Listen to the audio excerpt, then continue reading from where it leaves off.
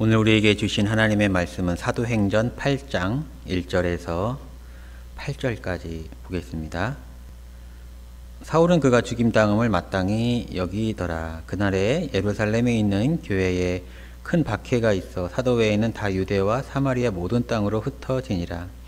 경건한 사람들이 스데반을 장사하고 위하여 크게 울더라. 사울이 교회를 잔멸할새 각 집에 들어가 남녀를 끌어다가 옥에 넘기니라. 그 흩어진 사람들이 두루다니며 복음의 말씀을 전할새 빌립이 사마리아 성에 내려가 그리스도를 백성에게 전파하니 무리가 빌립의 말도 듣고 행하는 표적도 보고 한 마음으로 그가 하는 말을 따르더라. 많은 사람에게 붙었던 더러운 귀신들이 크게 소리를 지르며 나가고 또 많은 중풍병자와 못 걷는 사람이 나으니 그 성에 큰 기쁨이 있더라. 고통의 시간에 하나님은 무엇을 하는 걸까요? 우리가 지금 신음하고 있는데 하나님은 무엇을 하고 계실까요? 이 시간에 우리의 고통의 시간들이 왜 줄지 않고 우리의 아픔들이 왜 점점 호전되지 않을까요? 오늘 말씀은 그러한 우리의 답답한 의문과 견디기 힘든 질문에 대해서 우리에게 답을 해주고 있습니다. 예루살렘에 큰 박해가 있었습니다. 스데반이 순교했죠. 큰 박해가 있어서 원래 사도들과 제자들이 예수님께서 십자가에 달리시고 부활하신 그 살아있는 그 현장에 있어야 하는데 박해 때문에 흩어지게 됩니다. 유대와 사마리아 땅으로 흩어지게 됩니다. 1절에서 3절 말씀입니다. 사울은 그가 죽임을 당함이 마땅히 여기더라. 그날에 예루살렘에 있는 교회에 큰 박해가 있어. 예루살렘에 이제 박해가 이제 스데반이 첫 번째로 순교를 했는데 그때 이후부터 큰 박해가, 그 박해란 것이 무엇입니까? 스데반처럼 된다는 겁니다. 잡히면 죽을 수 있어요. 사도 외에는 다 유대와 사마리아 모든 땅으로 흩어지니라. 살기 위해서 떠나고 싶어서 떠나는 게 아니라 박해 때문에 눈물 흘리며 생이별을 하며 자기의 삶의 터전을 다 내려놓고 자기가 누릴 수 있는 권리를 포기하고 흩어진 것입니다. 경건한 사람들이 스데반을 장사하고 위하여 크게 울더라. 사울이 교회를 잔멸할 때 각 집에 들어가 남녀를 끌어다가 옥에 넘기니라. 박해는 고통을 가져다 주었습니다. 모든 땅으로 흩어져야 하는 고통이 있었고 크게 울었습니다. 슬픔이 있었다는 거예요. 눈물을 흘릴 만한 그런 감정과 아픔들이 계속 박해 때문에, 박해란 그런 것이죠. 크게 울었습니다. 또 잔멸당하고 옥에 갇혔습니다. 그러지 않아도 되는데 예수님 믿는다는 것 때문에 박해를 받아서 잔멸을 당하고 잡혀서 옥에 갇힙니다. 이것이 박해의 결과입니다. 고통이 따릅니다. 박해에는 고통이 따릅니다. 그래서 슬픕니다. 우리도 삶에 지금 박해가 많습니다. 코로나 때문에 병들고 신음하고 아파하고 있습니다. 환자들이 얼마나 많은지 병원 의료 체계가 마비되어 갖고 있다는 이야기를 듭니다. 우리나라는 그나마 좀 괜찮은 편인데 다른 나라, 심지어 선진국인 미국도 의료 시스템이 붕괴 직전에 있다. 이런 기사를 보았습니다. 얼마나 심각하냐면 그 뉴욕이 세계 금융 중심인 뉴욕이 정말로 너무너무 아프지 않는 이상은 입원조차 할 수 없습니다. 오늘도 제가 기사 중에 의뢰를 했는데 거기서 정한 만큼의 중증 환자가 아니어서 입원이 보류되다가 더 심각해져서 입원했는데 사망한 그런 기사를 제가 오늘도 보았는데 그런 아픔 속에서, 박해 속에서 살고 있습니다. 수많은 실업자들이 늘어나고 있습니다. 가난한 사람들은 굶어 죽나 코로나 때문에 죽나 선택의 기로에 있어야 합니다. 이래도 고통 저래도 고통입니다. 그것이 비단 그들의 문제가 아니고 바로 우리의 문제입니다. 저와 여러분의 문제입니다. 우리 가게를 또 폐업하시는 우리 성도님도 계시는데 참 마음이 너무 아픕니다. 직장을 그만둔 성도님도 있습니다. 이 박해 때문에 고통이 있다는 것이죠. 박해는 고통을 갖고 옵니다. 박해는 눈물을 갖고 옵니다. 박해는 옥에 갇히고 잔멸당하는 그런 아픔을 가져오는 것이죠. 그러니 이 어둠을 어떻게 헤쳐나가야 될지 막막합니다. 근데 오늘 말씀을 보니까 그 큰 박해가 큰 기쁨으로 변화되었다, 이렇게 기록하고 있습니다.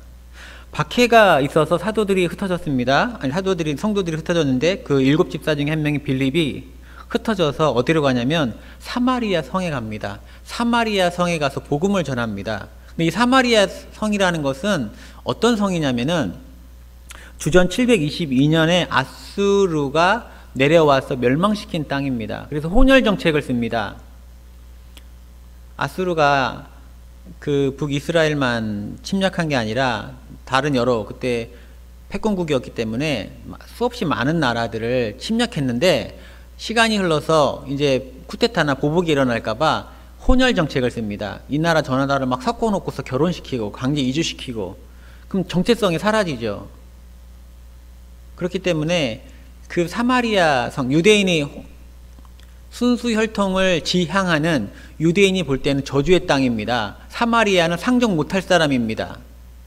그 기간이 무려 700년, 약 700년 동안. 그래서 유대인이 그 위에 갈릴리 가려고 하면은 사마리아 간통해서 가면 쉬운데 꼭 돌아갔어요. 하루 이틀 더 걸리더라도. 그런 저주의 땅이 됐습니다. 그런데 이 박해로 말미암아 그 사마리아 땅에 복음이 전해졌다는 것이죠. 어둠의 땅에 복음이 전해졌어요.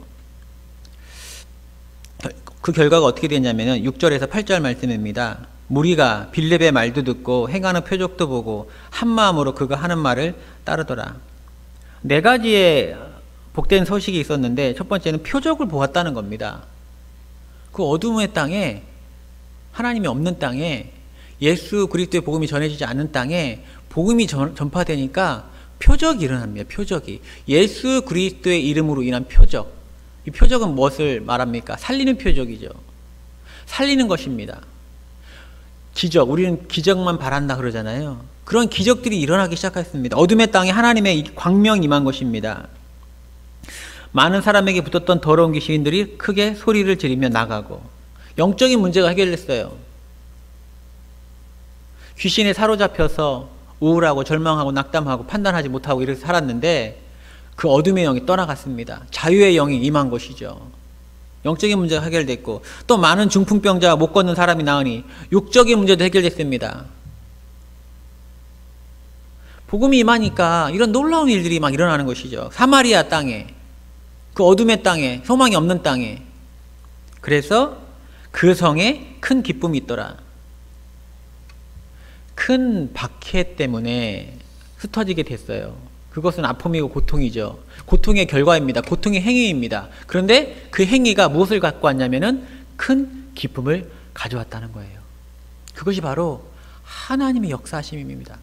하나님의 계획하심입니다. 우리 하나님이 영광 받으실 만한 분이라는 것이 이것입니다. 여러분, 우리의 삶도 지금 사마리아와 같습니다. 고통이 가득합니다. 어둠의 땅입니다. 희망이 보이지 않습니다. 그러나 우리의 삶에 복음이 전해지면 어떻게 변화될까요? 그 큰 박해가 큰 기쁨으로 변했듯이 우리의 삶에 복음이 임하면 큰 기쁨이 임할 것입니다. 그럼 복음이 무엇입니까? 복음은 아주 간단하죠? 예수 그리스도와 함께하는 것이 복음입니다. 여러분, 복음이 다른 것이 아니에요. 예수 그리스도가 나와 함께하는 것, 그것이 복음입니다. 복음은 예수님이 나와 함께 계신다는 사실입니다. 계시록 3장 20절 말씀입니다. 볼지어다 내가 문 밖에 서서 두드리더니 누구든지 내 음성을 듣고 문을 열면 내가 그에게로 들어가 그와 더불어 먹고 그는 나와 더불어 먹으리라. 예수님이 우리 안에 오시면 우리가 예수님 때문에 더불어 먹게 됩니다. 다시 산다는 거예요. 예수님이 우리의 삶에 오시면 표적을 보게 됩니다. 어둠이 사라지는 거예요. 귀신이 떠나갑니다. 못 걷는 자들이 일어납니다. 그래서 우리의 삶에 큰 기쁨이 임하는 것이죠. 사마리아 땅에 임했던 4가지의 놀라운 역사가 동일하게 우리의 삶에 임하는 것입니다. 우리가 처음에 했던 그런 질문을 다시 묵상하기 원합니다. 하나님은 고통의 시간에 무엇을 하고 계실까? 오늘 말씀해 보니 하나님은 고통의 시간에 우리를 인도하고 계셨습니다. 큰 박해가 변하여 큰 기쁨이 되도록 우리를 인도하고 계셨습니다. 그것이 무엇입니까? 굿뉴스, 복음입니다. 그것이 복음입니다. 여러분, 나중에 예수님 사모하시고 복음을 사모하시고 예수님 저와 동행하여 주시옵소서. 이 시간 내 삶의 문을 활짝 열어오니 들어와 주시옵소서. 주인이 되어 주시옵소서. 그래서 나중에 여러분 가증 좀 많이 해주세요. 제가 또 다른 성도들과 다 들어줄 테니까 우리 나중에 그런 즐겁고 행복한 시간 많이 갖기 원합니다. 할렐루야.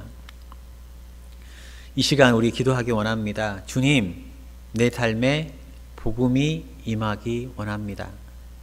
간절히 예수님을 사모합니다. 그리하여 큰 박해를 큰 기쁨으로 변화시켜 주옵소서. 기도하겠습니다. 하나님 아버지, 큰 박해는 나쁜 것입니다. 아프게 하고 눈물 흘리게 하고 갇히게 하고 잔멸하게 합니다. 그러나 하나님은 큰 박해를 고통으로 끝나게 하지 아니하시고 큰 기쁨으로 변화시키시는 분임을 오늘 말씀을 통해서 나누었습니다. 우리의 삶을 돌아보시는 하나님, 우리의 삶이 심히 곤고하오니 주여 큰 박해가 큰 기쁨이 될 수 있도록 우리를 인도하여 주옵소서. 복음을 우리의 삶에 충만히 나리워 주옵소서. 이 모든 말씀 우리 주 예수님의 이름으로 기도합니다. 아멘.